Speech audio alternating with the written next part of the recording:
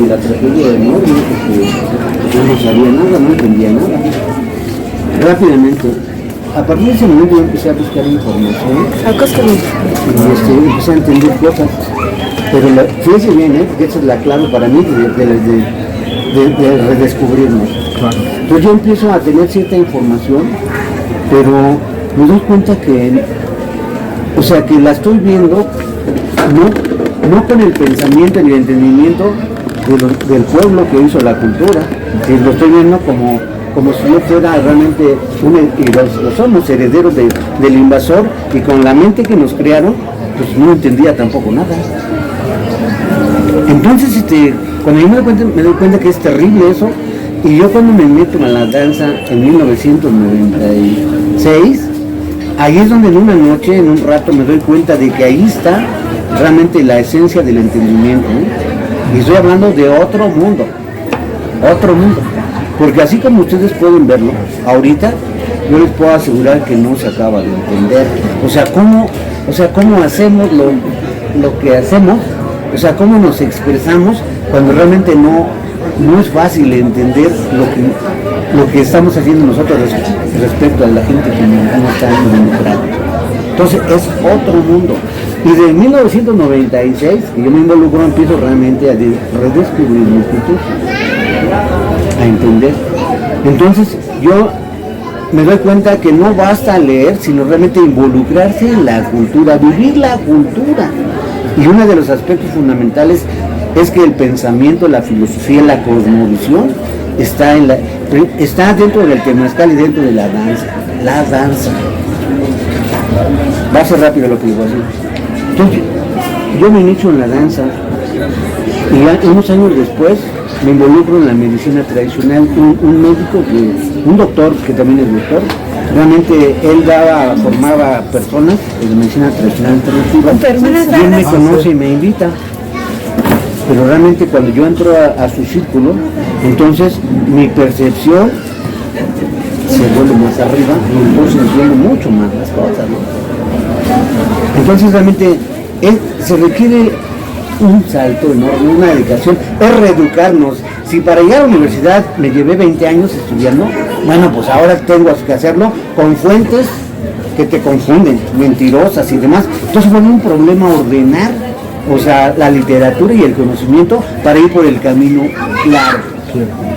Entonces, eso yo lo tengo ahora claro, sé por dónde camino.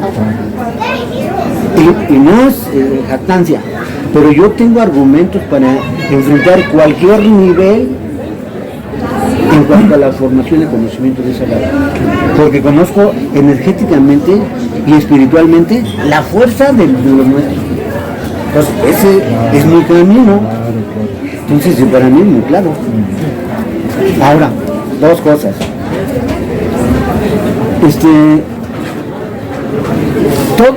Mucha gente en el discurso hablan del emperador, del rey, y siguen con esas palabras. Feudales. Sí, nada más puedo esclarecer dos cosas. Eso. Hasta en la tumba de Cuauhtémoc tienes el rey de Cuauhtémoc. ¿Sí? ¿Por qué? Pues porque ellos vinieron a educar a la gente y le dijeron, no, pues ese rey. Tradujeron. Le dieron la traducción. Eso se llama puente de incoherencia, porque ellos la destruyen. El puente de coherencia es el esclarecimiento de los errores y las mentiras que se siguen reproduciendo. Entonces yo he planteado, primero, que realmente era una manera de justificar históricamente, fue decirle a su rey Carlos V que se enfrentaron a los reyes y emperadores y que además sus vasallos y demás ayudaron porque se los querían quitar a un lado. Entonces resulta que realmente de esa manera justifican y el lenguaje se empieza a utilizar, y hasta la fecha los que estamos estudiando la cultura y la vivimos, o sea, seguimos reproduciendo el canto con el rey Cuauhtémoc y el emperador, ¿no? Eso fue una manera de aparentar igualdad de condiciones que no existían. Gran rey, aquí en Tlatoani y las fuerzas que ellos tenían bélicas eran muchísimo muy inferiores, ¿no? Entonces realmente ellos vinieron, destruyeron y así educaron a la gente y se sigue reproduciendo esos términos aparentando que era una lucha entre iguales y no fue igual. Carlos V se convirtió en emperador en 1519, precisamente cuando llega Hernán Cortés, pero era rey, pero une 4 reinados, y entonces él se convierte en un auténtico emperador de Europa, el poder más grande económico. Además, América Latina fluía plata y oro, cabrón, para mantener ese poder, ¿sí? Pero hay una cuestión: entre 1494 y 1513, en una guerra que se da en Italia, realmente ahí aparece el armamento de pólvora, además de que ya tenían, o sea, en Europa estar armados, estar, ¿cómo se llama? Armaduras, cabellos, ya era una fuerza destacada. Eso allá, pero aquí, antes, imagínate un caballo, quien conoce de caballos y lo sabe que está muy cabrón cuando entran los caballos con toda la fuerza y el caballo grande. Ahora las espadas y las armaduras, no, eran una máquina de muerte. Sin contar los cañones y la pólvora, que en ese tiempo, o sea, realmente les dieron la ventaja, no nada más de aquí en Europa misma. Por eso fueron el emperador y duraron muchos años viviendo de toda. España no se desarrolló, España se dedicó a dilapidar y a vivir la riqueza, pero quienes realmente hicieron ricos fue Francia, Inglaterra y Alemania, ¿no? Pero realmente España no pudo hacer nada. No desarrolló, pues tenía oro y dinero a lo vasto, ¿no? Entonces esas dos cosas para mí son importantes, que traían un poder muy cabrón y todo el camino fueron masacrando. O sea, ¿cómo se mantuvieron en Tenochtitlan 6 meses, cabrón? Y no los podían hacer nada, porque estaba muy cabrón derrotarlos. O sea, las imágenes que presentan cuando a Moctezuma le lanzan lanzas y piedras, es una imagen de niños contra muchos soldados, cabrón. ¿Cómo pudieron resistir 6 meses adentro, robando? No, porque tenían prisioneros a Tlatoani y a 30 más. El poder, porque cuando los mexicas se lanzan sí, pero cuando los mexicas se levantan no pueden hacer gran cosa. No tenían la fuerza. No, recuerda que Cuitláhuac una vez. No, bueno, sí, él no vence la huida. Eso, por eso. No, eso es que el punto es, los mexicas se encuentran atados de manos porque su Tlatoani está acto, entonces hasta el momento. Pero los excesos se dan cuando la tosca. Exactamente, la masacre del Templo Mayor. Y todavía se sostiene, sí. Eso es la diferencia, todavía se sostiene ahí un mes los invasores y en una parte pudieron, y al final las fuerzas se van aliando porque no se podía hacer gran cosa. Bueno, esos dos detalles son lo que yo tengo claro y son elementos que realmente esclarecen, porque realmente necesitamos buscar de que la gente, o sea, entienda que el poder es muy grande y de que realmente no somos ni reyes ni hubo emperadores aquí, sino que realmente los güeyes confundieron y quisieron aparentar que eran fuerzas iguales. Sí. Tengo más cosas, ¿no? Para meter los elementos importantes. Pues deciden terminar con ella. Entonces realmente el acontecimiento histórico es muy relevante.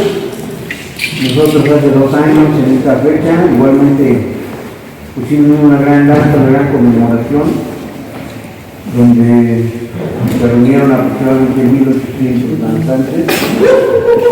Y bueno, pues, la importancia es que realmente debemos recordar de que bueno, pues, la resistencia fue muy terrible y la entrega de Tenochtitlan, pero eso era a la resistencia de 500 años, ¿no? Porque la explotación y la violencia no ha terminado, pero nosotros planteamos igualmente que pues debemos hacer el planteamiento de la reivindicación del pueblo y la justicia para todos los mexicanos. La pobreza sigue siendo muy fuerte y tenemos que realmente trabajar porque las cosas imponen para todos. Pero especialmente pues, esta noche venimos a ponerse a la disposición. A ver, estamos. A ver, Jorge, pues realmente bueno, es la primera ocasión que venimos en esta fecha. Nosotros venimos en febrero del 23 y 25, 26 de septiembre. Pero realmente me da mucho gusto, ¿no? Que podamos incorporarnos a partir de hoy a esta gran conmemoración. Porque bueno, la memoria tiene que resurgir y tiene una estructura muy fuerte para transformar el país. Nos toca a la Mexicali y a los pueblos indígenas. Pero los tiempos se están transformando, pero nuestro papel tiene que ser más directamente a los objetivos de hacer que se haga justicia, ¿no? Para que, porque en este momento no podemos esperar ni pensar que quienes ya están fuera del poder vuelvan. Llegan como a aceptar que llegaron los observadores nuevamente y nos sigan explotando y transformando. Pero nuestro gobierno tiene que ser más activo, más propositivo para alcanzar la justicia de la libertad.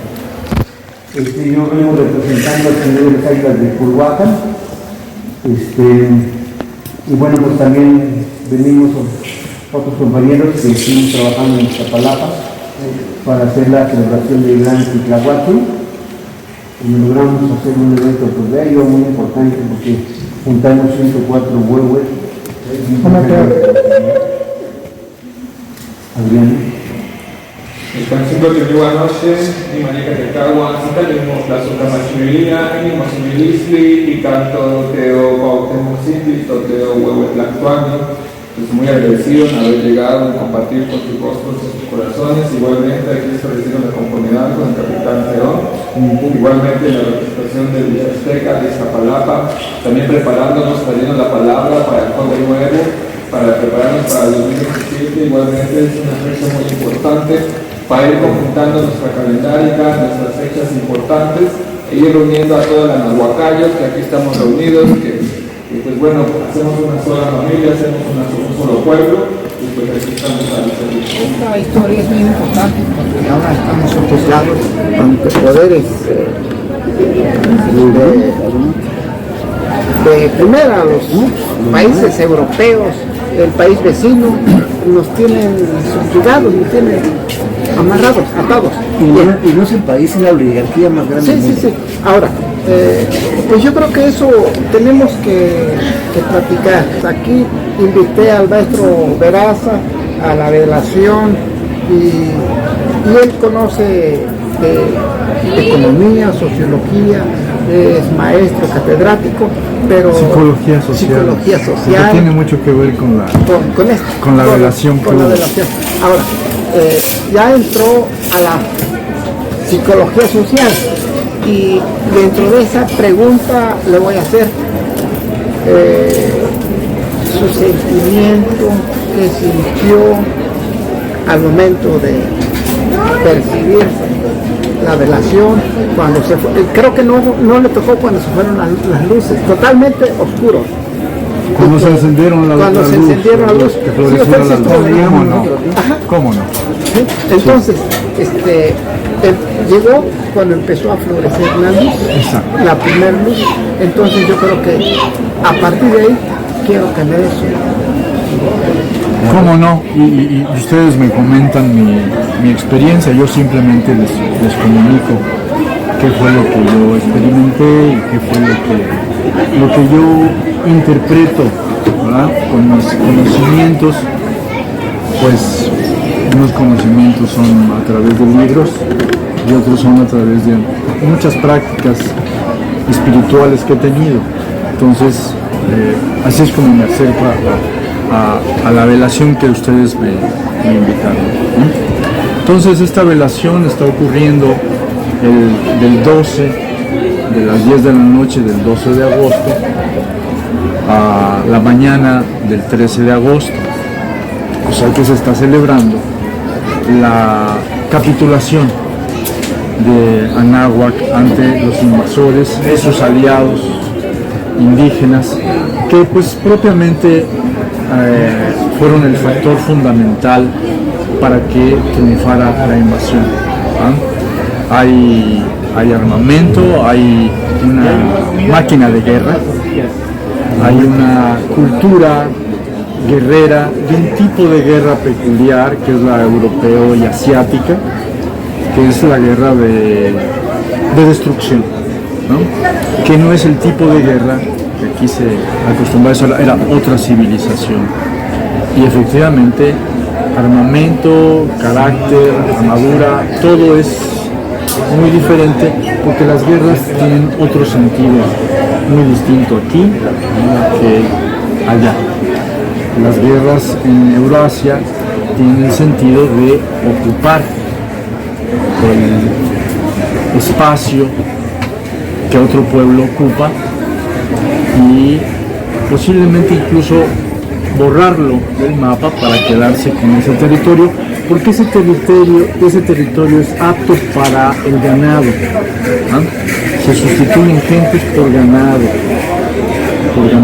vacuno, bovino, y es una gran riqueza para aquel tipo de civilización.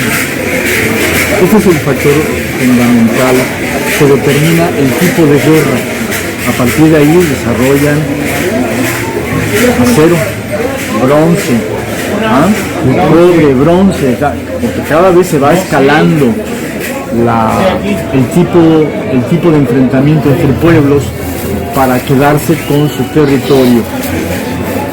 En cambio, aquí en Anáhuac el tipo de guerra es completamente distinto, es otra civilización, comenzando porque aquí no hay ganado.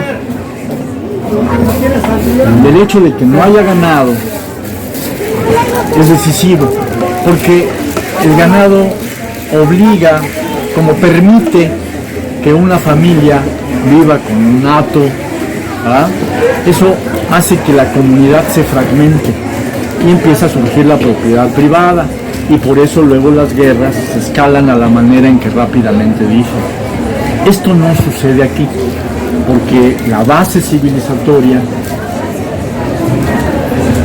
antes que el ganado, antes que la ganadería, que es la que posibilita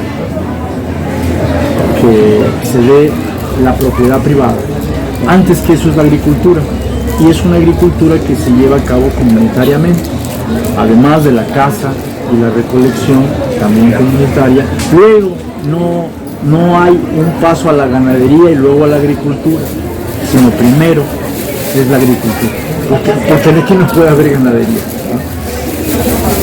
no hay bovinos, no hay vacunos, entonces eso no se puede dar. Eso hace que la comunidad permanezca, el hecho comunitario permanezca y no surja la fragmentación de la propiedad privada y lo que va con ello, que la violencia se escale hasta guerras de destrucción por ocupar el territorio. Aquí las guerras tienen un sentido de ampliar la comunidad, ¿verdad? También por eso la mecánica es darle al otro combatiente todas las armas y mejor no matar, sino tomar prisioneros, porque el final de la guerra es hacemos la alianza. Se pueden hacer alianzas de muchas maneras, y la forma extrema, cuando las otras formas de hacer alianza no prosperaron, ¿verdad? Entonces se recurre a la guerra como forma de establecer alianzas comunitarias cada vez más vastas y un mercado más vasto a través de contribución, que mal llamado tributo, ¿no? Porque eso hace pensar en un imperio despótico, ¿no? Y no, más bien son alianzas comunitarias tan vastas como que Iztacyopan guarda relación con Tenochtitlan en una alianza comunitaria con una contribución para sostener el ejército. Bueno, eso dialogando con lo que Juan ha planteado. Y ahora yo entro directamente a esta experiencia que me invitaron y que bueno, se propicia por la entrega de Tenochtitlan, y que hubo un cálculo político adecuado por parte del pueblo mexica. En eso, esa es la explicación. Gracias, esa es la explicación de que Cuauhtémoc haya resistido hasta el último, hasta la última posibilidad, y que no haya entregado, no obstante las invitaciones hacer la paz que le hacía Cortés, pues para tenerlo ya vencido, ¿verdad? Y una y otra vez no acepta darse por vencido, por valiente. Era muy valiente. Buenas tardes. Pero es responsable de su pueblo y lo ve que va perdiendo a partir de cierto momento del sitio de Tenochtitlan. Él que va perdiendo y sin embargo resisten. ¿Por qué? Porque habían invitado a todos los pueblos, no nada más cercanos del valle sino lejanos, a que llevaran a cabo una resistencia, un combate en contra de los invasores y sus aliados. Sus aliados han hecho un cálculo político equivocado. ¿Por qué equivocado? Porque se han aliado con alguien que los va a traicionar, que ya mostró esa conducta meses antes, año y medio antes, reiteradamente.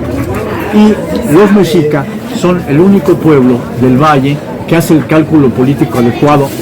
Estos no vienen a hacer alianzas comunitarias, no es un tipo de guerra como el que conocemos.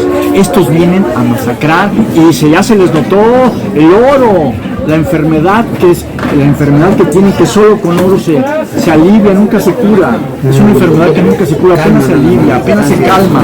Ansia para luego pedir más, exigir más, robar más. Entonces, Moctezuma hace el primer análisis político adecuado, y sobre esa base defiende con la vida a Tenochtitlan y a la Triple Alianza. Cuitláhuac sigue este mismo análisis político, el análisis político correcto que implica la situación. Entonces, Cuitláhuac hace el análisis político correspondiente, pero ahora no solamente para defender a la Triple Alianza y Tenochtitlan, sino a los pueblos del valle. Los invita a que defiendan a México Tenochtitlan de los invasores y de sus aliados. Los aliados difícilmente puede plantearse que han traicionado, han hecho un cálculo político equivocado, a veces por propia iniciativa y la mayor parte de las veces porque están amenazados de muerte. Y ya que tiene un aliado Cortés, con ese aliado amenaza de muerte a otro. Y ya tiene a 3 aliados y con esos 3 amenaza de muerte a otros. Y así va haciendo una ronchita según la mecánica euroasiática de amenaza de muerte. Porque la guerra no es para alianzas comunitarias, sino para destruir al enemigo y quedarse con su territorio. Bien, entonces esta mecánica es la que ahora Cuitláhuac acaba de entender a la perfección y entonces invita a todos los pueblos del valle a que se alíen en contra de los invasores. Y ya que llega Cuauhtémoc, esta misma análisis político lo desarrolla y lo extiende para todo Anáhuac. Invita a pueblos muy lejanos, incluso a los propios enemigos, a los propios aliados de Cortés, que han hecho no los está tratando como traidores nunca, ¿no? Los trata como pueblos que están cometiendo una equivocación, se están aliando a un aliado que va a traicionar. Y entonces en las proclamas, en la invitación, se nota muy claramente que les dicen no, porque estos vienen por otra cosa. Bueno, entonces llegamos al punto en donde ya está más o menos vencida la Triple Alianza, ahí en Tenochtitlan. Y todavía hay que resistir. ¿Por qué? Porque todavía estamos esperando que reaccionen los demás, que vean por qué damos la vida y más. ¿Por qué? Por lo que les acabamos de decir, porque hay que llevar a cabo un enfrentamiento en contra de una fuerza letal. No van a hacer alianza, no van a hacer una nueva confederación, no van a hacer una nueva Triple Alianza. ¿Qué es lo que están pensando todos los pueblos de alrededor que se aliaron con Cortés? Que van a hacer una sustitución de la Triple Alianza. Y a eso no viene Cortés. Bueno, los primeros que se dieron cuenta de eso fueron Moctezuma, el Tláhuac y Cuauhtémoc con toda claridad. Por eso se resiste hasta que no se puede ya hacer la resistencia mediante las armas. Y entonces hace la propuesta de la consigna de Anáhuac. Y eso es muy importante porque sigue la guerra. Pero ya no se puede hacer con las armas. Pero el invasor es un invasor guerrero letal que va a seguir matando y destruyendo. Exactamente. Entonces, así es como hay que hacer la guerra, pero cuidando todos nuestros tesoros. Nuestros grandes tesoros que nuestros papacitos y mamacitas nos van a decir. Adelante. Miren, nada más un elemento. Cuando yo creo que realmente no conocemos el pensamiento de las culturas nuestras, entre ellos hay otro enfoque ideológico, espiritual, energético, que realmente lo que nos permite percibir realmente las dos cosas. O sea, lo que es la dialéctica en el materialismo histórico, en la cultura mexica es la esencia dual. La esencia dual del pensamiento, la piedra angular del pensamiento, está basado realmente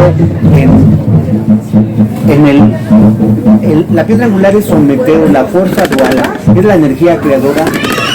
La visión es que una parte femenina y otra parte masculina. Esa manera de verla, porque además se aplica en la misma administración pública de aquel entonces, y realmente la ciencia del pensamiento se convierte en observar cómo pensaban para interpretar y para decidir las cosas. ¿Por qué? Porque hablando precisamente de es una parte femenina y una parte masculina, el origen de todo, pero científica, es un principio científico, porque la materia y la energía igualmente tienen esos dos principios básicos, ¿no? Entonces realmente la visión y el conocimiento era ciencia pura. Sobre eso, yo creo que ahí es donde entra es justamente la experiencia de ayer. Nada más quiero dar otro elemento. Es la parte de la dualidad. Sí. ¿Por qué? Ahorita les digo por qué.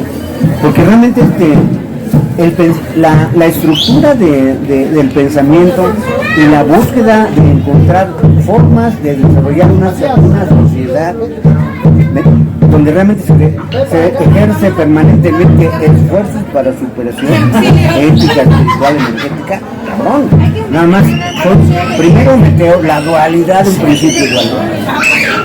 Y segundo, es que realmente los arquetipos que ellos crean, realmente es que Tzalcóatl, la inteligencia, representa la inteligencia. Es la unión del conocimiento terrenal con la unión del conocimiento espiritual. Exactamente. Entonces ahí es donde cambia hasta el color del verde abajo y el azul arriba, verde, azul, las plumas del quetzal. Entonces la inteligencia, pero al poniente es la fuerza física y la herencia genética. Al norte es el equilibrio del pensamiento. O sea, el pensamiento y el sentimiento deben estar en equilibrio espiritualmente, totalmente claro y con haber resuelto todos los problemas emocionales, las dudas y demás cosas. Y la voluntad en el sur. Claro. Nada más observamos esos 4 elementos, no mames. Es para generar hombres y mujeres centrados, inteligentes, armoniosos. Ya entramos en materia. Exactamente, porque ayer fue precisamente una ceremonia de Nahuiolín y de Ometeotl. ¿Verdad? Ya entramos en materia. Es la madre exactamente. Ya entramos en materia. Ahí les platico con la experiencia.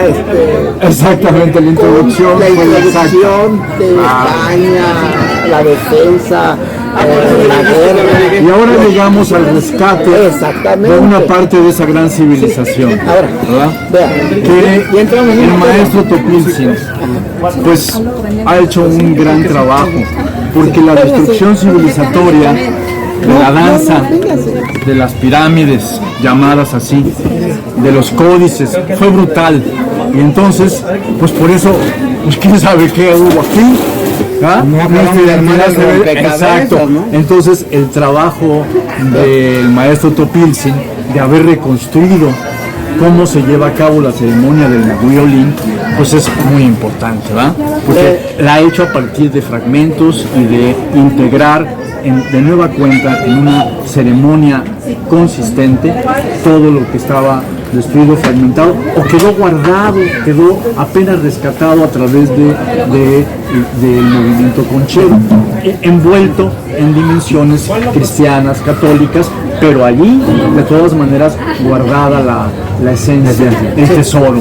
Sí. Entonces, ¿es eso lo que ustedes me invitaron Sí, ayer? a eso. Ahora, ya que entramos en materia, opiniones, tal vez a usted le voy a preguntar después. Primero, ¿qué opina de lo que se bajó, de las ánimas llegando al plano terrenal? Sí, no. Ese es otro boleto. Sí.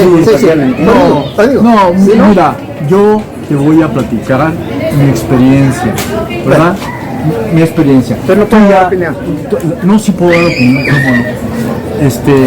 Pero no puedo dar opinión como si yo conociera previamente cada detalle de la ceremonia, sino yo voy a dar opinión de la ceremonia a la que asistí por vez primera. No está y es lo topísimo, siguiente. no está topísimo, pero la pregunta se la transmito aquí al señor. No, espérame un momento. Mira, en primer lugar,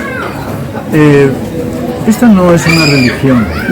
Es muy importante recordar el origen de la palabra religión. Es una palabra latina. Religare, volver a ligar, algo que está roto. Claro, así sucede en Roma, así sucede en Grecia, pues porque son pueblos en los que ha surgido la propiedad privada y viene desarrollándose incluso hasta la guerra de destrucción. Entonces se ha fragmentado la comunidad, ya ha surgido mercancía y dinero. Claramente hay propietarios privados, también hayamos esclavistas, también luego habrá feudales, etcétera. Pero hay propiedad privada y eso fragmenta la comunidad, entonces hay que religarla.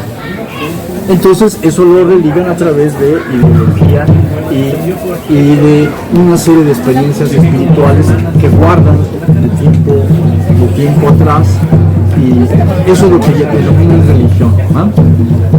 La religión para religar a una comunidad que ha sido destruida o semidestruida, fragmentada.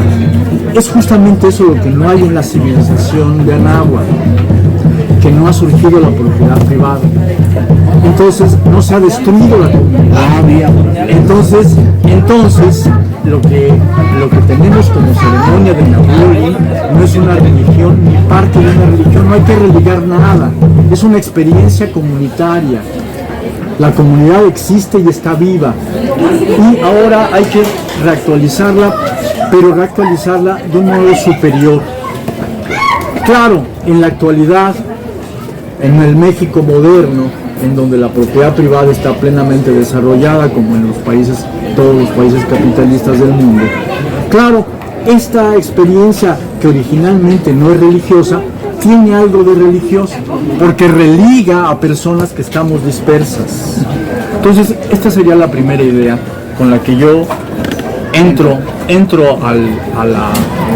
ante el señor Cuauhtémoc, ante los restos del señor Cuauhtémoc, y me topo con una experiencia comunitaria, ¿verdad?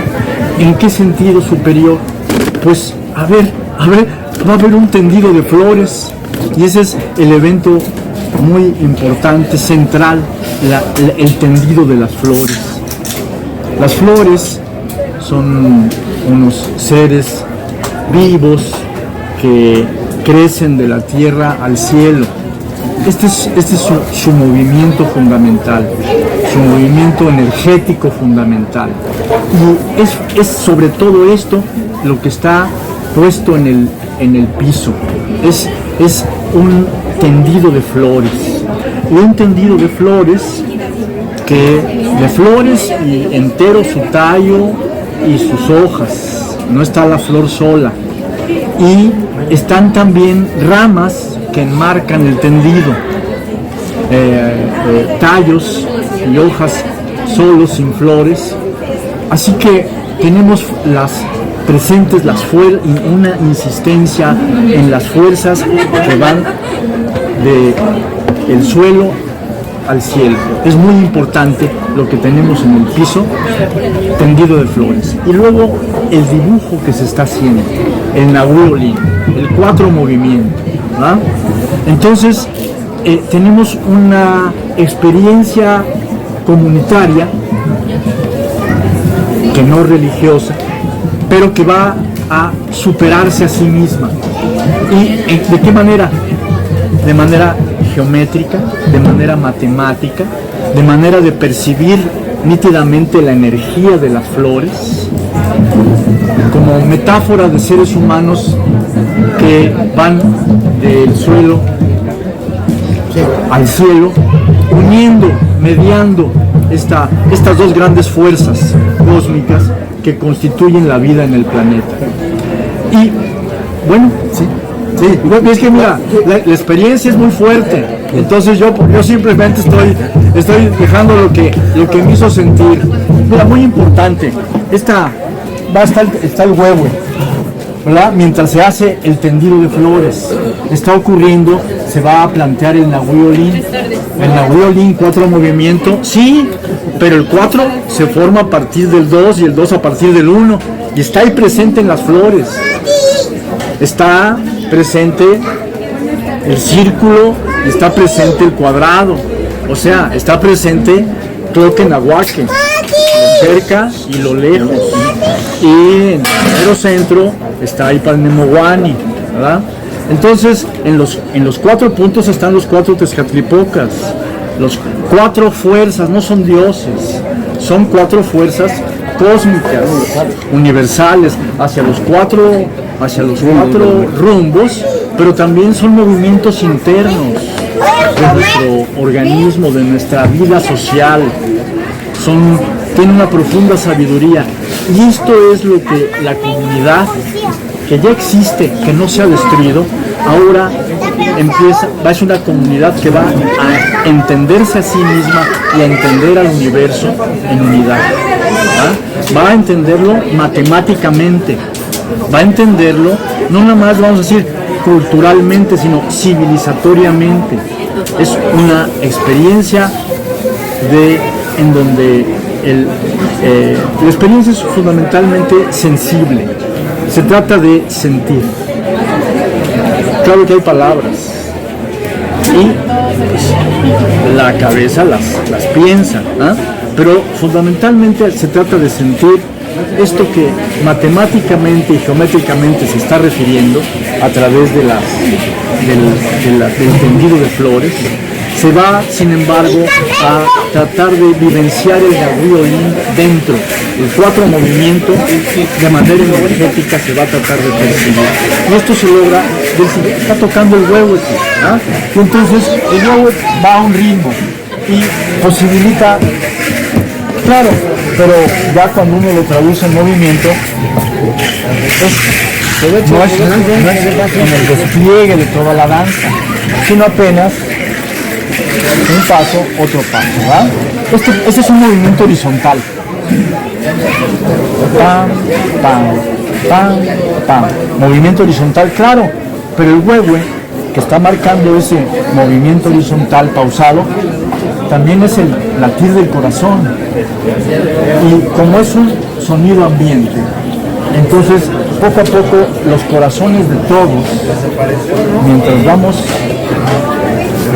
haciendo el movimiento horizontal, los corazones de todos van tomando el mismo ritmo, poco a poco, no porque lo quiera yo hacer o porque tenga yo que respirar especialmente, como en el caso de la meditación hindú, ¿ah?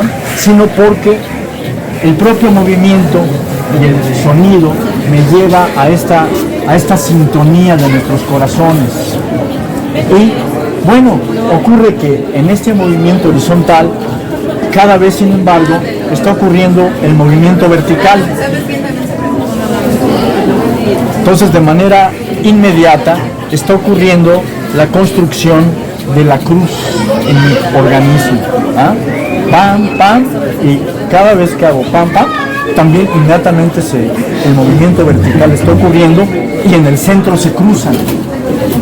Y es lo que está ocurriendo en en el Nahui Olin hecho con flores, es justamente este movimiento el que tienen así está el Nahui Olin, finalmente las flores quedan así y así, ¿no? Así, entonces, y el centro, en el centro del cuerpo, en el centro de la cruz, que la persona que está ahí, que es un danzante, pero que no está danzando, sino nada más está reconstruyendo la cruz dentro de sí, los 4 puntos dentro de su propio cuerpo.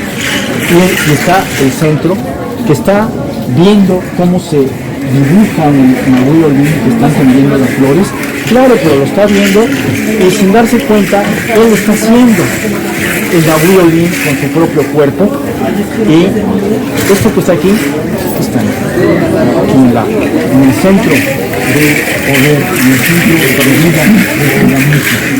Bueno, y esto se va sintiendo poco a poco, conforme va avanzando la velación, conforme va avanzando la noche, esta energía se va planteando en todos, ¿va?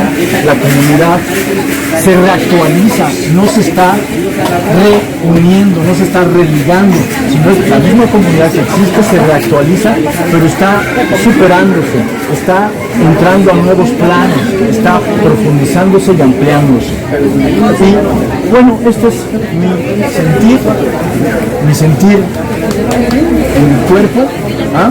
Y también lo que yo interpreto con mi cabeza, lo que viví en mi corazón y lo que sentí ahí.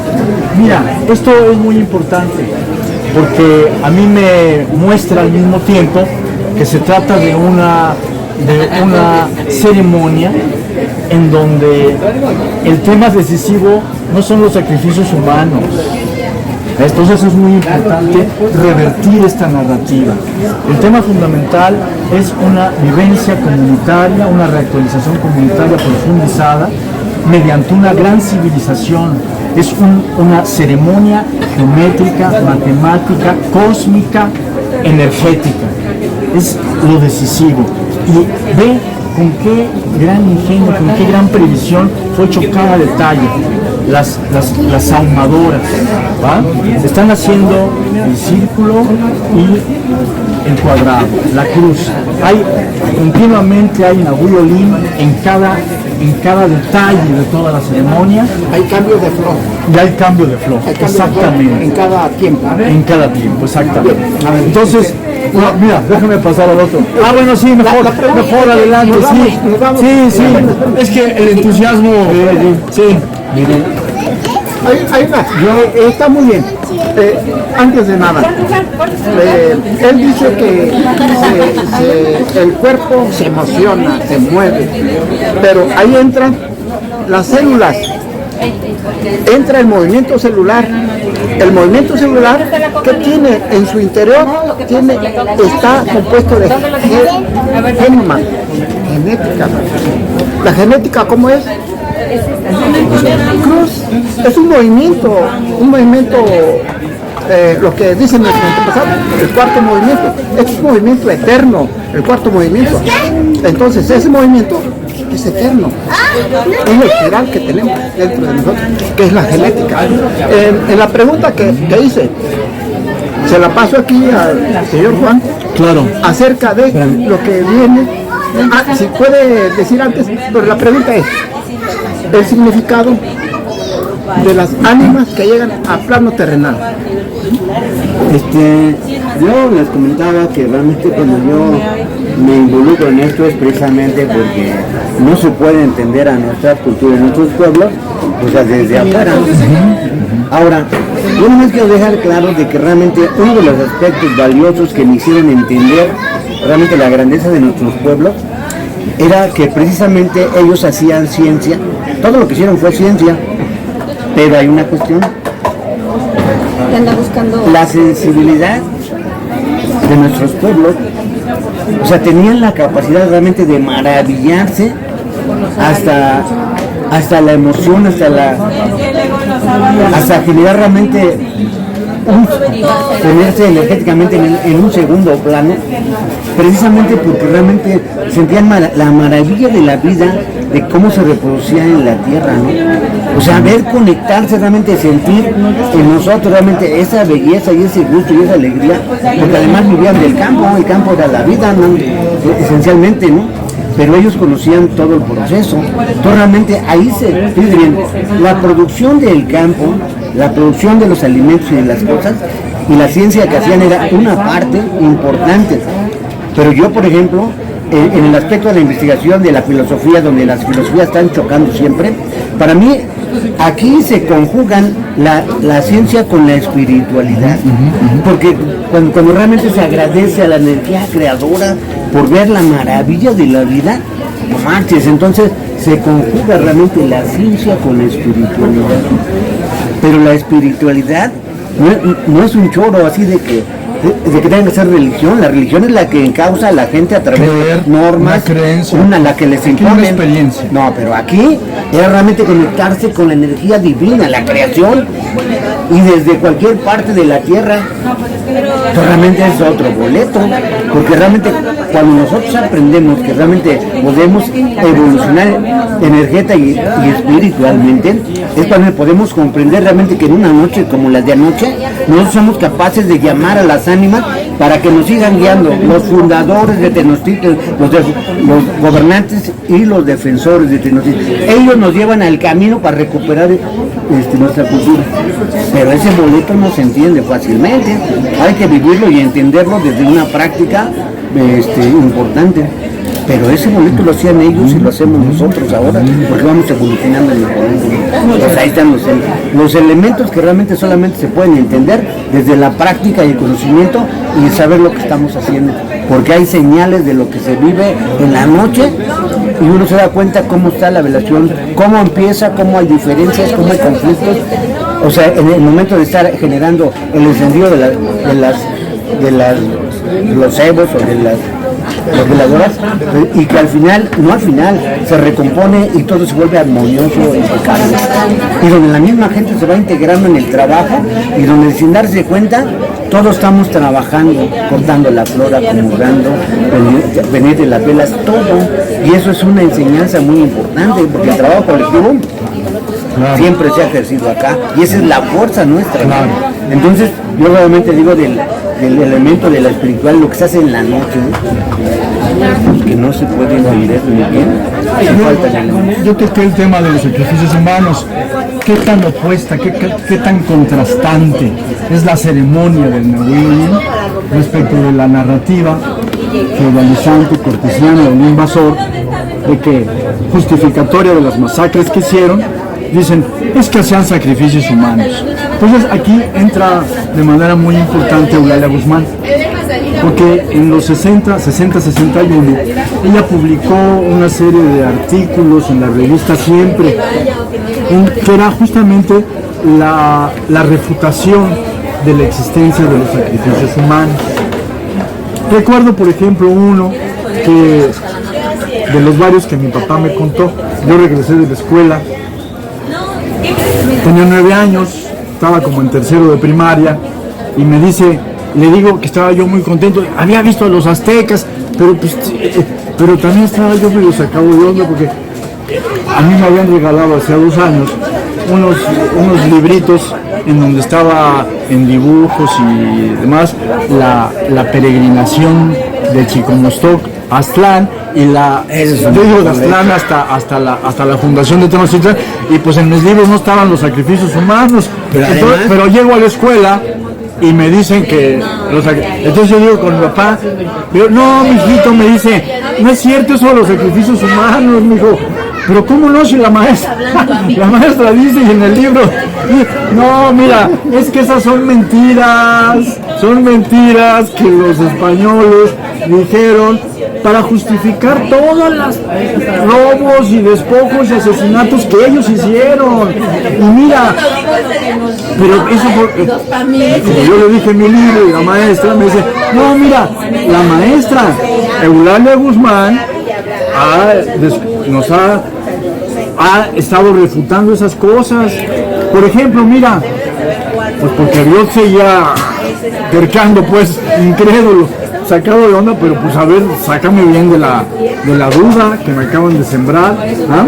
Entonces me dice, mira, por ejemplo, mira, tenían la piedra de los sacrificios, el sacrificio gladiatorio. ¿Dónde están los gladiadores? Bueno, es la piedra de Tizor. Me dice, mira, es una piedra que está llena de dibujos, está llena de arte, decorada, y de historia. Y bueno, dicen los cronistas y los religiosos que este canal que está aquí, ahí hacían el sacrificio y por ahí escurría la sangre por la canaleta. En algunos hasta ellos la hicieron así toda. No, eso es lo que denuncia Eulalia Guzmán. Me estaba diciendo a mi papá cuando tengo 9 años. Y dice, mira, la canaleta está rompiendo todos los dibujos, todo el arte. Es un pueblo fundamentalmente artístico, está rompiendo todo el arte. Pero además ese arte, esas pinturas son palabras, son historias. ¿Cómo van a estar rompiendo la historia que está contando la piedra? La canaleta fue hecha posteriormente para justificar el dicho, para justificar el cuento de que hacían sacrificios humanos. Bueno, doña Eulalia Guzmán rescata en sus viajes por Europa, que la envió el gobierno mexicano a ver qué otros códices había en el Vaticano, en Dresden, en Viena, en Italia, etcétera, y que fueran útiles para los investigadores, historiadores y antropólogos, arqueólogos mexicanos. Y entre ellos encuentra un muy importante códice, el códice 1574,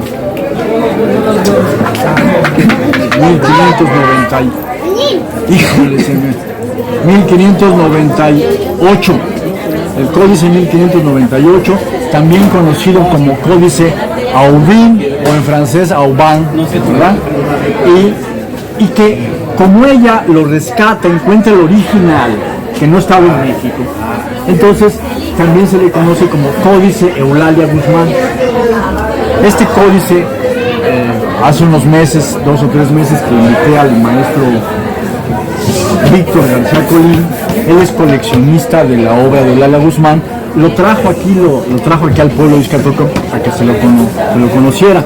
Bueno, este códice tiene cosas muy importantes, pero un detalle decisivo que tiene que ver con lo que estamos platicando, ¿ah?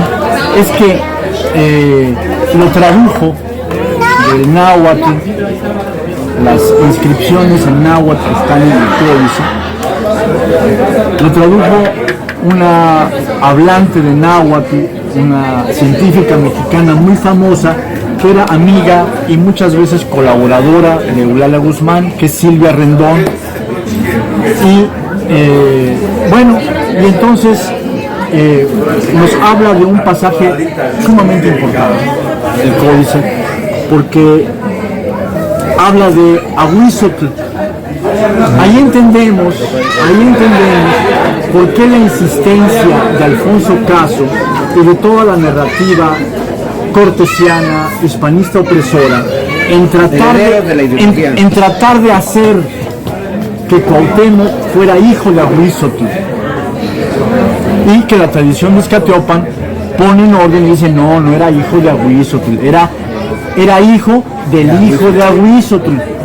¿Qué diferencia hay? Es muy importante, porque Ahuizotl era reconocido por los cronistas como un gran asesino, un gran genocida, que para enaltecer el templo de Huitzilopochtli llevó a cabo un sacrificio de más de 20,000 personas. Entonces era muy importante para la narrativa hispanista enlazar a Cuauhtémoc con un asesino, alguien que hace una resistencia en donde pues mueren muchos mexicas y guerreros y guerreras de la Triple Alianza. En lugar de enaltecerlo, Se dice, no, pues es que este echó a la basura a su pueblo. ¿Por qué? Pues porque venía de su padre. Claro, pura mentira. Por eso es importante este códice. El códice Eulalia Guzmán, o códice 1598, o códice Aubán. Porque explica, a diferencia de otros códices, por ejemplo, a diferencia de la crónica mexicana, que no es códice, la crónica mexicana escrita por Hernando de Alba Tesosomoc, sí, él pues tiene 110 capítulos su obra, entonces en unos 15 presenta el, entre comillas, reinado de Ahuizotl y describe que pues después de a engrandecer el imperio, a través de estas alianzas comunitarias que en el libro aparecen como si fueran guerras, porque tiene que presentarlo así, esa es la censura de la época. Entonces también señala que pues al retorno de esas guerras a Tenochtitlan viene con prisioneros, y que para engrandecer el templo de Huitzilopochtli pues sacrifica en una gran festividad a 20,000 prisioneros. Bueno, así nomás dice, y así otros códices. En cambio, el códice Eulalia Guzmán hace la aclaración de qué significa sacrificar. Es muy importante, ¿no? Entonces dice, daban por obvio los informantes mexicas, daban por obvio de qué estaban hablando, pero por eso en otros códices no aparecen por la censura. Pero en el códice Aubán se dice con claridad que se trata de prisioneros que pertenecen a un pueblo y que se tiene la lista, el censo. Provechito. Se tiene el censo. Maestro, ¿le regalo algo? Se tiene el censo de los pobladores de ese pueblo, y muchos de ellos son guerreros que han sido tomados prisioneros. Y entonces se ha hecho una alianza con el pueblo vencido, y el pueblo vencido va a contribuir a la comunidad ampliada, ¿verdad?, a esta alianza comunitaria, pero los prisioneros guerreros van a ser llevados a otro pueblo. Entonces se tiene el censo de los guerreros y se los va a tachar, ya no pertenecen a este pueblo, se los anula del censo de esta población y se los va a trasplantar o a plantar en otro pueblo, a que se desarrollen ahí. Este es el sacrificio de 20,000 personas, y que significa un gran desarrollo del, entre comillas, imperio, porque significa que otros tantos pueblos van a estar produciendo. Imperios con ellos, ¿no? Pero muy diferente. No, pero la justificación.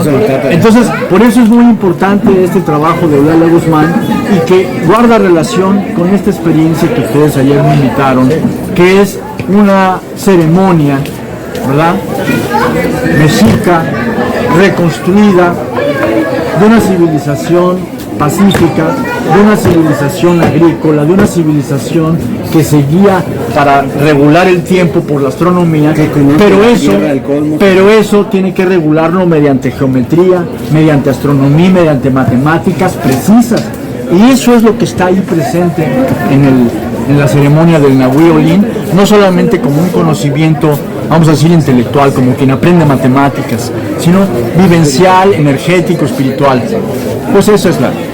Bueno, pues a mí me parece interesante el tema, sí, pero pues yo creo que en otro momento abordamos específicamente alguna parte, la parte general, un entendimiento muy importante, ¿eh?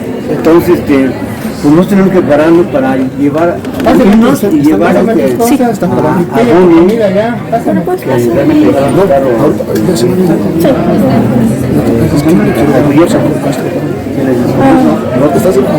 nosotros nos encontramos, nos enlazamos y ya nos recogimos en un lugar y ahorita vamos a dejarlo donde está la camioneta, ¿no? Entonces estamos pero el tema tenemos que avanzar en eso, güey. Explicar públicamente las cosas, necesitamos penetrar más para que quede más claro las capacidades de la cultura, güey, que no las entiendan. Nada más, la iglesia tiene su boleto y controla a la gente. Aquí el espíritu se eleva y alcanza su autoridad. Así de simple. En la montaña, en el mar, en el desierto, donde tu actitud realmente Precisamente lo invité porque él es catedrático, él es lo que nos dice, es sociólogo, psicólogo. Sí, ¿no? Aparte, tiene otros gustos que platicamos, porque es muy profundo lo que, donde quiero platicar también con él, es acerca de las sociedades de América Latina. ¿Sí? Eso también lo tiene Enrique Dussel. ¿Sí? Ahí también quiero, pero eso es un tema muy infinito. Buenas. ¿qué pasó? Buenas, saludarte.